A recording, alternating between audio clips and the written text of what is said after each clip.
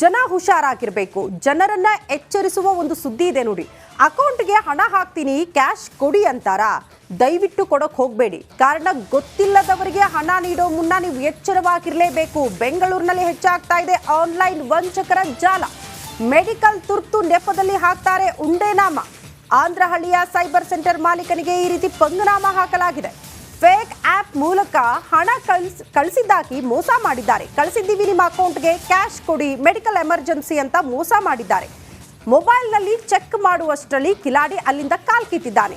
ಆಂಧ್ರಹಳ್ಳಿ, Tigalarapalya, D group ಸುತ್ತಮುತ್ತ ಈ ರೀತಿ ವಂಚನೆಯ ಜಾಲ ಒಂದು ಪತ್ತೆಯಾಗಿದೆ ಅಂತೆ. ಹಾಗಾಗಿ ದಯವಿಟ್ಟು ಹುಷಾರಾಗಿರಿ. ಯಾರಾದರೂ ಬಂದರೆ ಆನ್ಲೈನ್ ಟ್ರಾನ್ಸಾಕ್ಷನ್ ಮಾಡ್ತೀವಿ, ದಯವಿಟ್ಟು ಎಮರ್ಜೆನ್ಸಿ ಇದೆ ಹಣ ಕೊಡಿ ಅಂತ ಅಂದರೆ ನಿಮಗೆ ಅವ್ರಿಗೆ ಗೊತ್ತಿಲ್ವಾ, ಪರಿಚಯ ಇಲ್ವಾ, 100 ಬಾರಿ ಯೋಚನೆ ಮಾಡಿ ಹಣ ಕೊಡಲೇಬೇಕಾಗತ್ತೆ. ಇಲ್ಲಾಂದರೆ ಈ ರೀತಿ ಮೋಸ ಹೋಗ್ತೀರಾ, ಹುಷಾರ್. ಈ ಬಗ್ಗೆ ಮತ್ತಷ್ಟು ಡೀಟೇಲ್ಸ್ ಅನ್ನ ಕೊಡ್ತಾರೆ ನಮ್ಮ ಪ್ರತಿನಿಧಿ ಧ್ರುವ. ನೇರ ಸಂಪರ್ಕದಲ್ಲಿ ಜಾಯ್ನ್ ಆಗಿದ್ದಾರೆ. ಧ್ರುವ, ಮೋಸ್ಟ್ಲಿ ಜನ ಅಲರ್ಟ್ ಆಗಬೇಕು ಅಂತ. ಮೋಸ ಹೋಗೋರು ಎಲ್ಲಿ ತನಕ ಇರ್ತಾರೋ, ಮೋಸ ಮಾಡೋರು ಅಲ್ಲಿ ತನಕ ಇರ್ತಾರೆ ಅನ್ನೋದಕ್ಕೆ ಮೋಸ್ಟ್ಲಿ ಇದು ಬೆಸ್ಟ್ ಎಕ್ಸಾಂಪಲ್ ಅಂತ ಅನ್ಸುತ್ತೆ.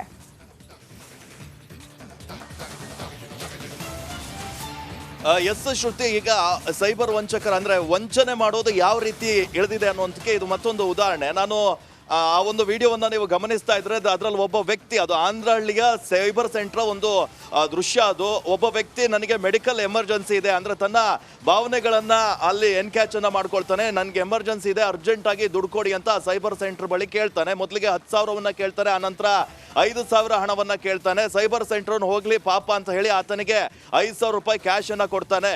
ಆಗ ಸ್ಕ್ಯಾನ್ ಮಾಡಪ್ಪ ನೀನು ಅಂತ ಹೇಳಿದಾಗ ಆತ ಸ್ಕ್ಯಾನ್ ಅನ್ನ ಕೂಡ ಮಾಡ್ತಾನೆ. ಅವಾಗ ಮಾಡೋ ಐಡಿಯಾ ನೋಡಿ, ಆತ ನೆಟ್ ಆಫ್ ಮಾಡಿ ನನ್ನ ಸ್ಕ್ಯಾನರ್ ವರ್ಕ್ ಆಗ್ತಿಲ್ಲ, ನಿಮಗೆ ನಿಮ್ಮ ನಂಬರಿಗೆ ಹಾಕ್ತೀನಿ, ನಿಮ್ಮ ನಂಬರ್ ಕೊಡಿ ಅಂತ ಹೇಳ್ತಾನೆ. ಆ ಸೀದಾ ಯಾವುದೋ ಒಂದು ಆ್ಯಪಲ್ಲಿ ನಕಲಿ ಪೇಮೆಂಟ್ ಆ್ಯಪನ್ನು ಅವಾಗ ಆತ ಬಳಸ್ಕೊಳ್ತಾನೆ. ಆ ನಂಬರಲ್ಲಿ ನಕಲಿ ಪೇಮೆಂಟಲ್ಲಿ ಸಕ್ಸಸ್ ಅಂತ ಬರುತ್ತೆ, ಅದನ್ನು ಆತನಿಗೆ ತೋರಿಸ್ತಾನೆ. ನೋಡಿ ನಿಮ್ಮ ಅಕೌಂಟಿಗೆ ದುಡ್ಡು ಅಂದರೆ ಸಕ್ಸಸ್ ಆಗಿದೆ, ನನ್ನ ಅಕೌಂಟಿಂದ ದುಡ್ಡು ಕಟ್ ಆಗಿದೆ ಅಂತ ಹೇಳಿ ಆ ಸಕ್ಸಸ್ ಇದನ್ನು ತೋರಿಸ್ತಾನೆ. ಆದರೆ ಆ ಒಂದು ಮಾಲೀಕ ಏನಿದ್ದಾನೆ ಆತ ಅಕೌಂಟ್ ಚೆಕ್ ಮಾಡೋರೊಳಗೆ ಈತ ಎಸ್ಕೇಪ್ ಆಗಿರ್ತಾನೆ, ಅಂದ್ರೆ ಅಕೌಂಟಿಗೆ ದುಡ್ಡು ಬಂದಿರಲ್ಲ. ಇದೇ ರೀತಿ ಆಂಧ್ರಹಳ್ಳಿಯ ಸುತ್ತಮುತ್ತ ಭಾಗದಲ್ಲಿ ವಂಚನೆ ಮಾಡ್ತಾ ಇರೋರು ಜಾಸ್ತಿ ಆಗಿದ್ದಾರೆ. ಅವ್ರ ವಿರುದ್ಧ ಕ್ರಮವನ್ನ ಕೈಗೊಳ್ಳಿ ಅಂತ ಹೇಳಿ ಕೂಡ ಆ ಒಂದು ಸೈಬರ್ ಸೆಂಟರ್ ನ ಮಾಲೀಕ ಈಗ ಸದ್ಯ ಆಗ್ರಹಿಸ್ತಾ ಇದ್ದಾರೆ.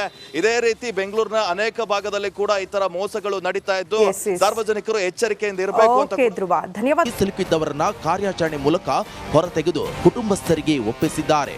ಹೀಗೆ ತಮ್ಮ ಆರೋಗ್ಯವನ್ನು ಲೆಕ್ಕಿಸದೆ ಸಂಕಷ್ಟದಲ್ಲಿ ಇದ್ದವರಿಗೆ ಸಹಾಯ ಹಸ್ತ ಚಾಚಿದ್ದ ಭಾರತೀಯ ಸೇನೆ ವಾಪಸ್ಸಾಗಿದೆ. ಹೀಗೆ ಕಾರ್ಯಾಚರಣೆ ನಡೆಸಿ ಮೊಟಕುಗೊಳಿಸಿ ಹೊರಟವರಿಗೆ ವಯನಾಡಿನ ಜನ ಅದ್ದೂರಿಯಾಗಿ ಬೀಳ್ಕೊಡುಗೆ ನೀಡಿದ್ದಾರೆ. ಭಾರತೀಯ ಸೇನೆಗೆ ಭಾವನಾತ್ಮಕ ಬೀಳ್ಕೊಡುಗೆ. ಭೂಕುಸಿತ ಸಂಭವಿಸಿದ ದಿನದಿಂದ ಇಂದಿನವರೆಗೆ 10 ದಿನಗಳ ಕಾಲ ಯೋಧರು ರಕ್ಷಣಾ ಕಾರ್ಯಾಚರಣೆ ನಡೆಸಿದ್ರು. ಇಂದು ವಯನಾಡಿನಿಂದ ಹೊರಟಿದ್ದ ಯೋಧರಿಗೆ ಜನರಿಂದ ಭಾವನಾತ್ಮಕ ಬೀಳ್ಕೊಡುಗೆ ಸಿಕ್ಕಿತ್ತು. ಸಾಲಾಗಿ ಹೊರಟ ಯೋಧರ ಬದಿಗಳಲ್ಲಿ ನಿಂತು ಚಪ್ಪಾಳೆ ಮೂಲಕ ಧನ್ಯವಾದ ತಿಳಿಸಿದ್ರು. ಯೋಧರ ಮೊಗದಲ್ಲೂ ಧನ್ಯತಾ ಭಾವವಿತ್ತು. ಕೆಲವರಂತೂ ಕಣ್ಣೀರಾಕಿ ಕೈ ಮುಗಿದು ಯೋಧರಿಗೆ ವಿದಾಯ ಹೇಳಿದ್ರು. ಭೂಕುಸಿತ ಪೀಡಿತ ಪ್ರದೇಶಗಳಲ್ಲಿ ರಕ್ಷಣಾ ಮತ್ತು ಶೋಧ ಕಾರ್ಯಾಚರಣೆ ಭಾಗವಾಗಿದ್ದ ಭಾರತೀಯ ಸೇನೆ ಸಿಬ್ಬಂದಿಗೆ ಬೀಳ್ಕೊಡುಗೆ ನೀಡಲಾಗಿದೆ.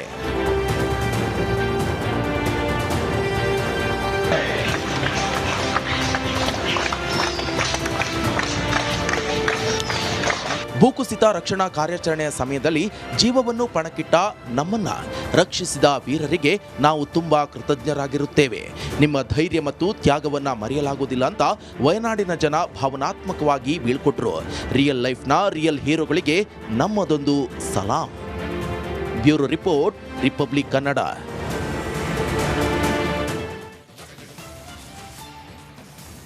ಸಿನಿಮಾ ಶೂಟಿಂಗ್ ಅಂತ ಲೈಫ್ ಎಂಜಾಯ್ ಮಾಡ್ಕೊಂಡಿದ್ದ ದಾಸ ಗೆಳತಿ ಮಾತು ಕೇಳಿ ಜೈಲಲ್ಲಿ ಯಶಸ್ವಿ 50 ದಿನ ಪೂರೈಸಿದ್ದಾನೆ.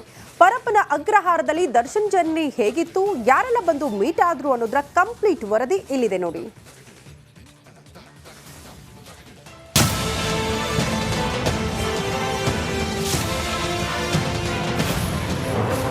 ಜೈಲಲ್ಲಿ 50 ದಿನ ಪೂರೈಸಿದ ದರ್ಶನ್. ಭೇಟಿಯಾಗಿದ್ದವರೆಷ್ಟು, ಹೇಗಿದೆ ಲೈಫು?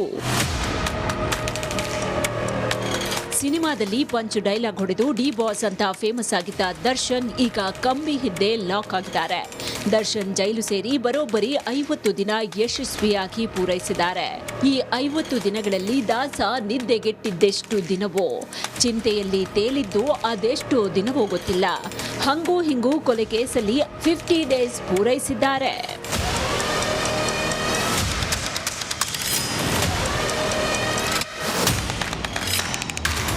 2011ರಲ್ಲಿ ಜೈಲು ಸೇರಿದ್ದ ದರ್ಶನ್ 18 ದಿನಕ್ಕೆ ಜೈಲಿನಿಂದ ಹೊರಬಂದಿದ್ರು.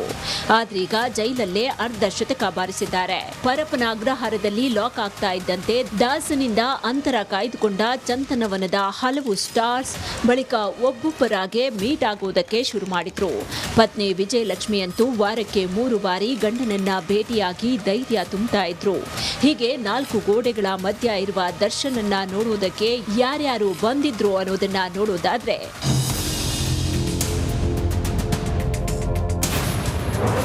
ಜೂನ್ 22ರಂದು ಪರಪ್ಪನ ಅಗ್ರಹಾರ ಜೈಲು ಪಾಲಾದ ದರ್ಶನ್. ಜೂನ್ 24ರಂದು ಪತ್ನಿ ವಿಜಯಲಕ್ಷ್ಮಿ, ಮಗ ವಿನೀಶ್ ಭೇಟಿ.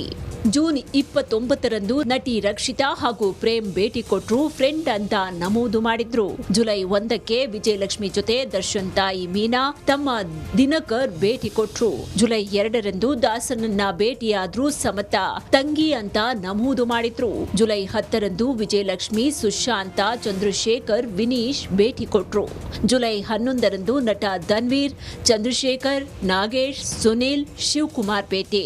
ಜುಲೈ 15ರಂದು ಪತ್ನಿ ವಿಜಯಲಕ್ಷ್ಮಿ, ನಿತಿನ್, ದಿನಕರ್, ಅನುಷ್ ಶೆಟ್ಟಿ ಭೇಟಿ ಕೊಟ್ರು. ಜುಲೈ 19ರಂದು ದರ್ಶನ್ ಪುಟ್ಟನಯ್ಯ, ರಾಘವ್, ತರುಣ್ ಕಿಶೋರ್, ಹೇಮಂತ್, ನವೀನ್ ಮೀಟ್ ಮಾಡಿದ್ರು. ಜುಲೈ 22ರಂದು ವಿನೋದ್ ಪ್ರಭಾಕರ್, ದಿನಕರ್, ಸುಶಾಂತ್ ನಾಯ್ಡು, ಶ್ರೀನಿವಾಸ್ ಪತ್ನಿ ಭೇಟಿ ಕೊಟ್ರು.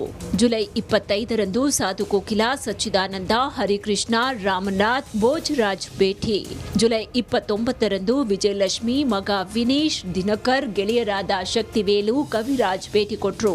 ಆಗಸ್ಟ್ 1ರಂದು ದರ್ಶನ್ ಅವರನ್ನ ಭೇಟಿ ಮಾಡಿದ್ರು ಗೆಳೆಯ ಧನ್ವೀರ್ ಹಾಗೂ ಶ್ರೀಹರ್ಷ.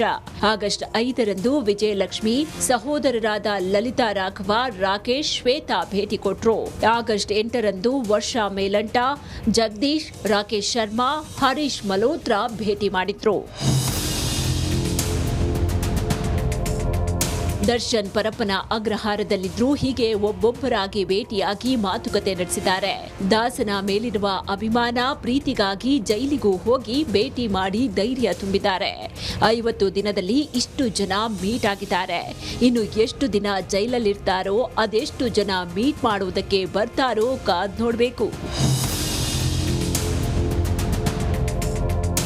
ನಾಗರಾಜ್ ಜೊತೆ ನವೀನ್ ಶೆಟ್ಟಿ, ಕಿರಾಡಿ, ರಿಪಬ್ಲಿಕ್ ಕನ್ನಡ, ಬೆಂಗಳೂರು. ಈಗ ಒಂದು ಬ್ರೇಕ್ ಇರುತ್ತೆ. ಬ್ರೇಕ್ ಆದ ಬಳಿಕ ಮುಂದಿನ ಭಾಗದಲ್ಲಿ ಕೇಸ್ ತನಿಖೆ ರೀಸ್ಟಾರ್ಟ್ ಯಾಕೆ ಮಾಡಿತು ಹೇಳ್ತೀವಿ. ಸ್ಮಾಲ್ ಬ್ರೇಕ್ ಆದ್ಮೇಲೆ